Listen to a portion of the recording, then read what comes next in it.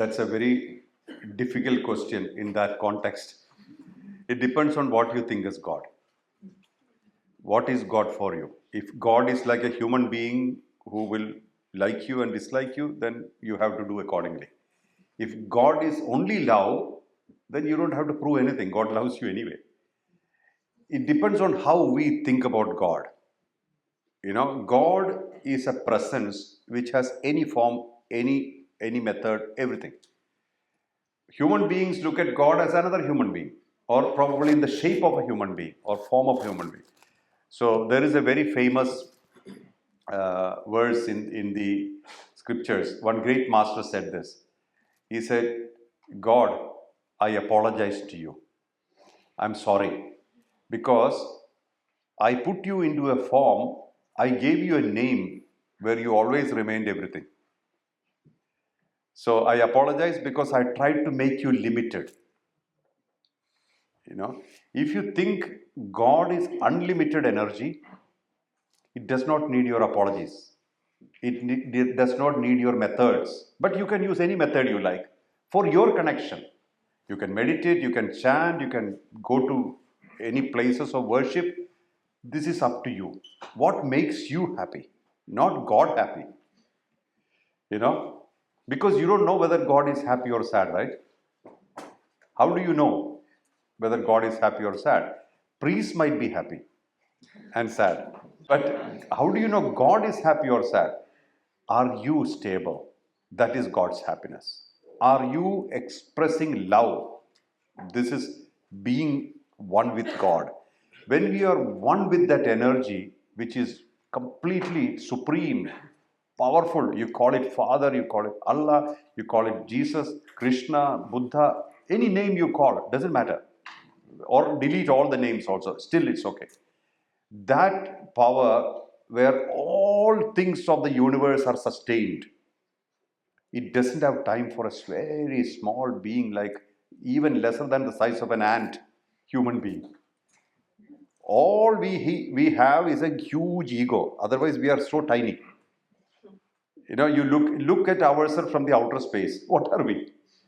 So tiny. Do you think the God is really worried about us? Who every aspect of universe, like for example, Earth is a very small planet in this galaxy. Very small. There are many galaxies like this in the universe. Many suns, many planets, many satellites, everything is there in the universe. And one God which is existing through all this. And one human being, apart from our huge ego, you take the ego away, what are we? Or forget about ego. When we are sleeping, what are we? So, about this tiny unit, do you think that God is worried whether you are happy, angry, sad? Standing upside down, complaining, criticizing. So we must understand, it is all for our sake. For our stability, our connection. We can imagine any form, any shape, any path, any religion, no problem. What suits you is good for you. Don't even compare. Because comparison itself is crazy. What do you compare? Everything is okay for somebody. So accept everything, no problem. But when you are connecting with yourself, if you are feeling the supreme energy all the time as a presence and you start expressing love, kindness, compassion, you're behaving like God. God is not judging you. Just like our own soul, not judging you, criticizing you, just energizing you. Electricity is not worried whether it is used for the light bulb or for your refrigerator. It's not worried, right? Same electricity, okay, whichever machine you get to operate, it operates. So, completely neutral, completely unconditional. This is the nature of consciousness. Consciousness plus sleep is called what we sleep. Consciousness plus waking up is called what we call the waking up. Consciousness plus goodness we call goodness. So behind everything is what? Consciousness. So if you know that you are also consciousness, you will feel no separation. We are one unit in many bodies, different bodies, but one unit. And what is uniting us? Love. Not for a purpose. No purpose here. Don't look at purpose. Purpose means conditional love. Take the purpose away.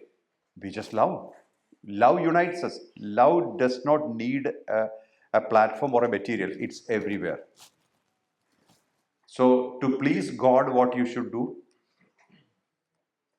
To be yourself totally.